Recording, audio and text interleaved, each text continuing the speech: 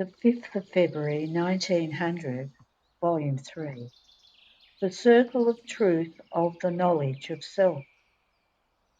Continuing in the same state, with a little bit more courage, though I was not perfectly free, my dearest Jesus, on coming, told me, "My daughter, sometimes the soul feels an encounter in some virtue, and plucking up her strength, the soul overcomes that encounter. And then that virtue becomes more resplendent and rooted in the soul. However, the soul must be very attentive in order to avoid that she herself might provide the little rope to let herself be bound by lack of confidence, and she will do this by always restricting herself within the circle of truth, without ever leaving it, which is the knowledge of her nothingness." End of the reading. The 5th of February 1901, Volume 4. She encounters two maidens who serve justice, tolerance and dissimulation.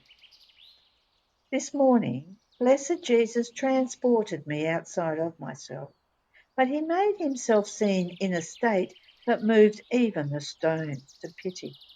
Oh, how he suffered! It seemed that, unable to endure any more, he wanted to unload himself a little, almost asking for help. I felt my poor heart split with tenderness, and immediately I pulled the crown of thorns from him, putting it on myself so as to give him relief. Then I said to him, "My sweet good, you have not renewed in me the pains of the cross for some time. I pray you to renew them today, so that you will be more relieved." And he, "My beloved, it is necessary to ask justice in order to do this, because things have reached such a point that it can no longer permit that you suffer." I did not know what to do in order to ask justice, when two maidens came up to me who soon seemed to be serving justice. One had the name of Tolerance, the other Dissimulation. As I asked them to crucify me, Tolerance took one of my hands and nailed it, but without wanting to finish. So I said, "O holy Dissimulation, complete my crucifixion. Don't you see that Tolerance has left me? Show yourself how much better you are in dissimulating." So she completed my crucifixion, but with such spasm that if the Lord had not sustained me in his arms, I would certainly have died from the pain.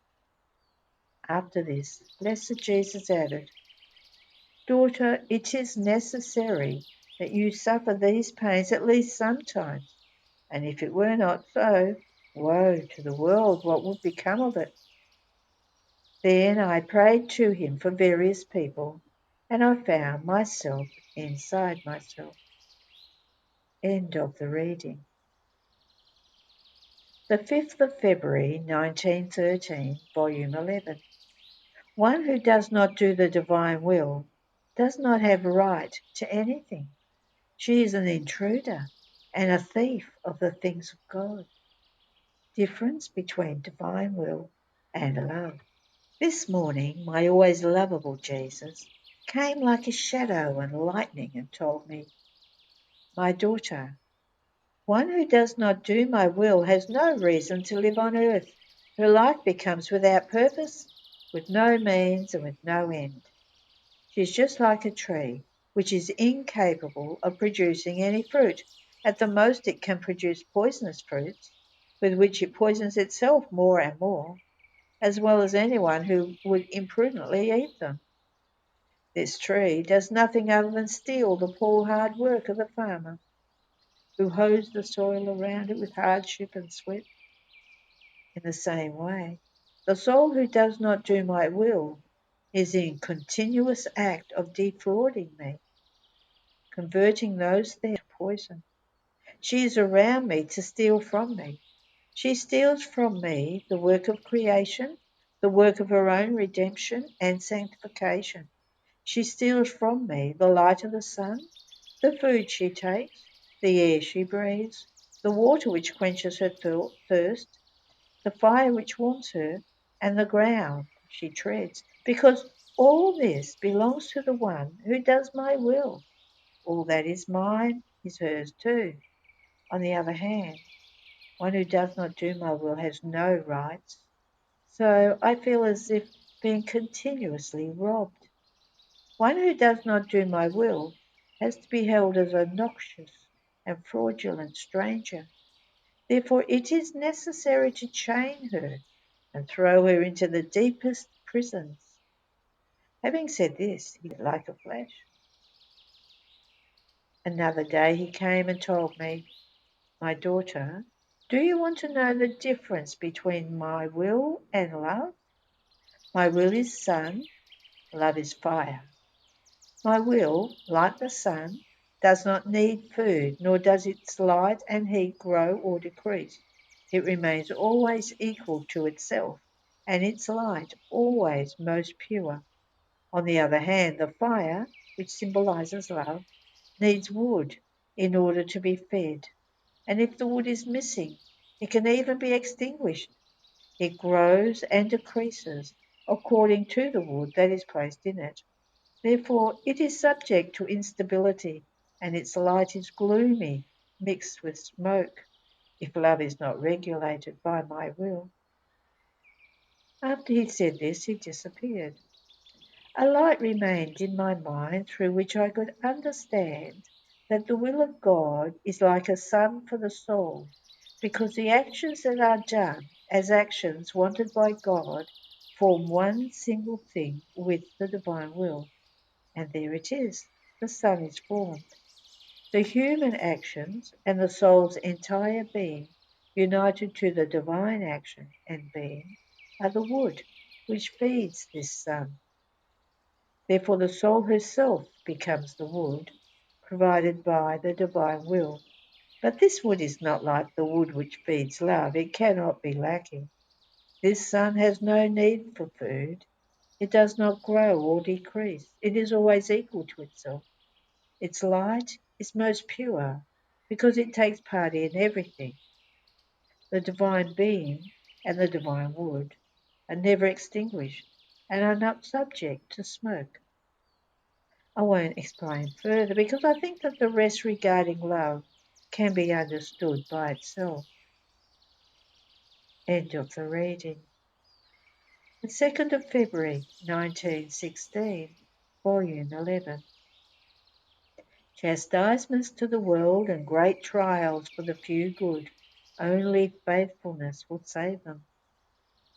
I continue in my afflicted days, especially for the almost continuous threats of Jesus that chastisements will spread more. Last night, then, I remained terrorized, found myself outside of myself, and I found my afflicted Jesus. I felt reborn to new life in finding him. But no, as I was about to console him, some people snatched him from me and reduced him to pieces. What heartbreak, what fright! I threw myself on the ground close to one of those pieces, and a voice from heaven resounded in that place. Firmness, courage to the few good. May they not move in anything. May they not neglect anything. They will be exposed to great trials, both from God and from men. Only through faithfulness will they not stagger and be saved. The earth will be covered with unseen scourges. Creatures will try to destroy the Creator, to have their own God, and to satisfy their whims at the cost of any slaughter. And with all this, not attaining their own purposes, they will arrive at the most awful brutalities. Everything will be terror and fright. After this, I found myself inside myself. I was shaking. The thought of how they had reduced my beloved Jesus gave me death. I wanted to see him at any cost, even for one instant, to see what had happened to him. And Jesus, always good, came, and I calmed down. May he be always blessed. End of the reading. The 5th of February 1924, Volume 16. The soul cannot go out of the divine will because her will is chained to the immutability of the divine. Effects of melancholy and of cheerfulness. I felt embittered because of the privation of my highest and only good. Even more, I felt that everything was over for me, and that the one who is all my life was to come no more, and that all the past had been a game of fantasy. Oh, had it been in my power, I would have burned up all the writing, so that no trace might be left about me. My nature also felt the painful effects of this, but it is useless to say on paper what I went through, because the paper, too cruel, has not a word of comfort for me, and does not give me the one whom I so much long for. On the contrary, by saying it, it makes my pains more bitter. Therefore I move on. So while I was in such a hard state, my always lovable Jesus made himself seen to me with a stick of fire in his hand, telling me, "My daughter, where do you want me to beat you with this stick? I want to strike the world, therefore I have come to you to see how many blows you want to receive yourself, so as to give the rest to creatures. So, tell me, where do you want me to beat you?" And I, embittered as I was, said, "Beat me wherever you want to beat me. I don't want to know anything. I want nothing but your will."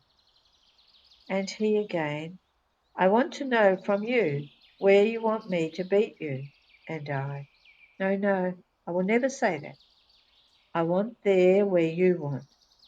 Jesus returned to ask me again, and seeing that I kept answering, "I want nothing but your will," he repeated, "So you don't even want to say where you want me to beat you?" Then, without saying anything else, he beat me. Those blows were painful, but since they were coming from the hands of Jesus, they infused in me life, strength, trust. After he struck me in such a way that I felt all beaten up, I clung to his neck. Drawing near his mouth, I tried to suckle, but as I did so, a most sweet liquid came into my mouth, which cheered me all up. But this was not my will. Rather, I wanted his bitterness. We had so many in his most holy heart. Then I said to him, "My love, what a hard lot mine is. Your privation kills me. The fear that I might go out of your will crushes me. Tell me, where have I offended you? Why do you leave me? And even though you are with me now, it does not seem to me that you have come to stay with me like before, to be together, but in passing. Oh, how can I be without you, my life? You yourself tell me if I can." While saying this, I burst into tears, and Jesus, pressing me to himself, told me, poor daughter of mine, courage, your Jesus does not leave you, nor should you fear that you might go out of my will, because your will is chained to the immutability of mine. At most, it might be thoughts, impressions that you will feel, but not true acts. In fact, since the immutability of my will is in you, when yours might be about to go out of mine, you'll feel the firmness, the strength of my immutability, and will remain more chained to it. And besides, have you forgotten that I'm not only in your heart, but in the whole world, and that from within you I direct the destiny of all creatures? What you feel is nothing other than the way the world is with me, and the pains they give me. Since I'm in you, they are reflected upon you. Ah, my daughter, how much does the world give us to suffer? But come, courage. When I see that you can take no more, I leave everything, and I come to be with my daughter, to cheer you and to cheer myself from the pains they give me." Having said this, he disappeared. I was left, strengthened, yes, but with such melancholy as to feel myself dying. I felt as though soaked in a bath of bitterness and affliction, so much so that I did not feel the strength to say to Jesus, "Come." Then while I was doing my usual prayers, my beloved Jesus came back telling me, "My daughter, tell me, why are you so melancholic? See, I come from the midst of creatures with tears in my eyes, my heart pierced, betrayed by many." And so I said to myself, "Let me go to my daughter, to my little newborn of my will, that she may dry my tears. With her acts that she has done in my will, she will give me the love and everything that the others do not give me. I will rest in her, and I will cheer her with my presence. And you, instead, let yourself be found as so melancholic that I have to put my pains aside in order to relieve yours. Don't you know that cheerfulness for the soul is like fragrance for flowers, like condiment for foods, like the skin tone for people, like maturation for fruits, like the sun for plants? So with this melancholy, you've not let me find a fragrance that might cheer me, nor a tasty food, nor a mature fruit. Rather, you are all faded as to move me to pity. Poor daughter, courage, cling to me, do not fear." I clung to him. I would have wanted to burst into tears. I felt my voice being suffocated. But I plucked up strength. I repressed my tears, and I said to him, "Jesus, my love, my pains are nothing compared to yours. So let us think about your pain, if you don't want to add more bitterness to mine. Let me dry your tears. Let me share in the pains of your heart."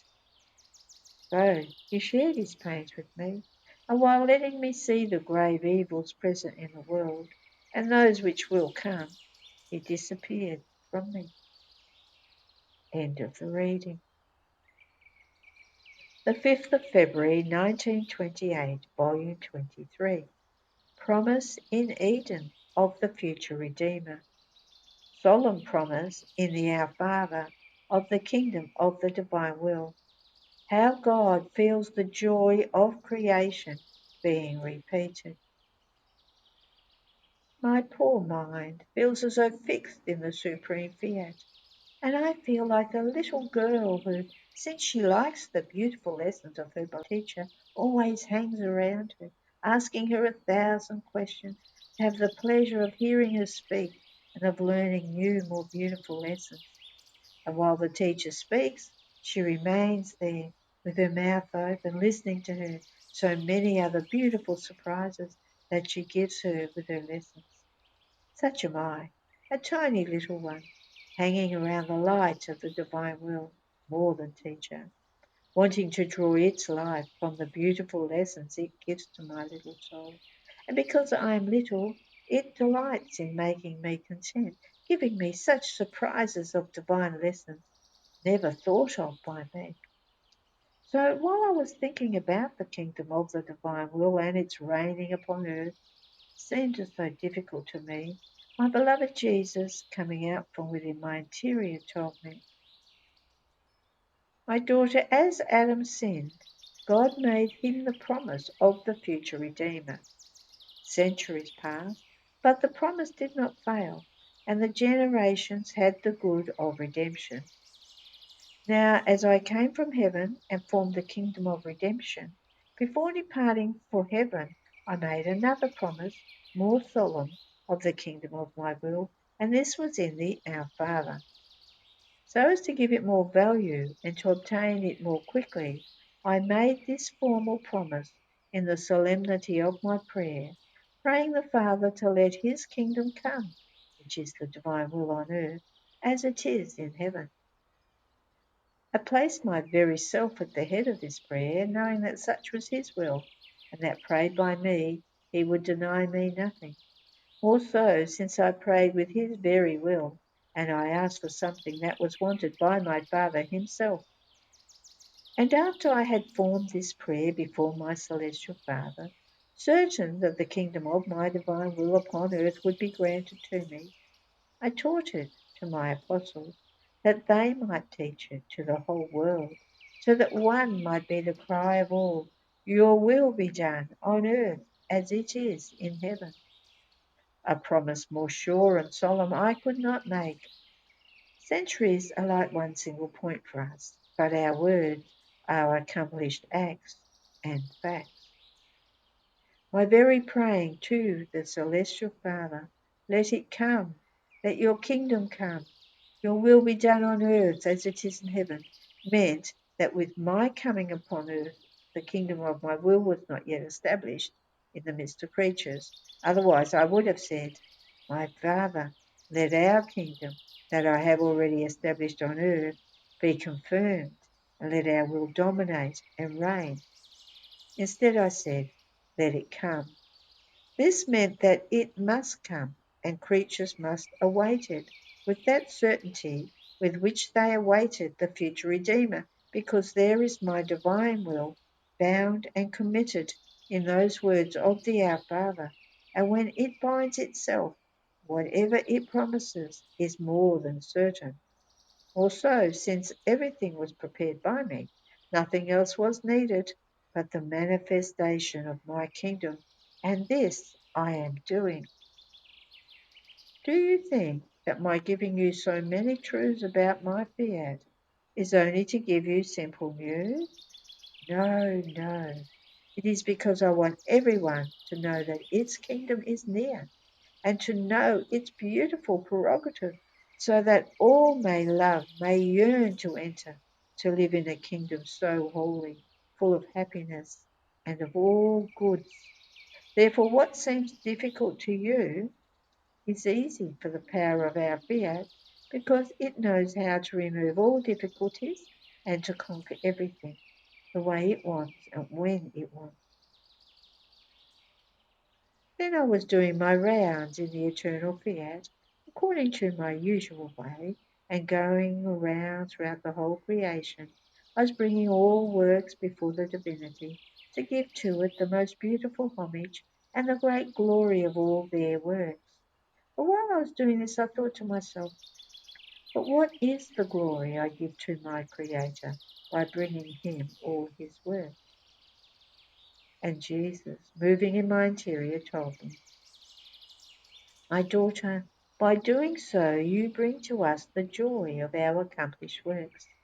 In fact, before we created the creation, they were inside of us, as though in deposit in our will, and we did not have the glory, the joy of seeing our works outside of ourselves, formed and accomplished outside of us. So our works were formed when the creation was created. And if one goes around in their midst, looks at them, and wanting to gather them all together around us, says to us, how beautiful are your works, perfect and holy. Their harmony, their perfect order tell who you are and narrate your glory.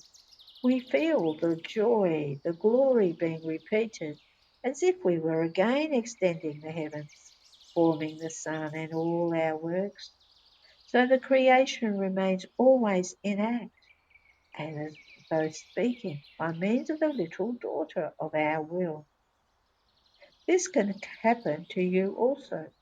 If you had decided in your will to make many beautiful works you do not enjoy, but your works begins when you see the works accomplished. And if someone loving you often brought them around you to say to you, see how beautiful are your works, would you not feel glorious and the joy of when you accomplish them being repeated? Such am I. The repetitions form my most beautiful surprises. End of the reading. There are no more readings today.